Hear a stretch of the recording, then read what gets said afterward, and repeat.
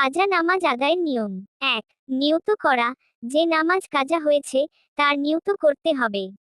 যেমন, যদি ফজরের নামাজ কাজা হয়ে থাকে, তাহলে আমি অমুক ওয়াক্তের ফজরের কাজা নামাজ আদায় করার নিয়ত করলাম, এভাবে নিয়ত করতে হবে। ২. আজান ও ইকামত। প্রত্যেক কাজা নামাজের পূর্বে ইকামত বলা সুন্নত। ৩.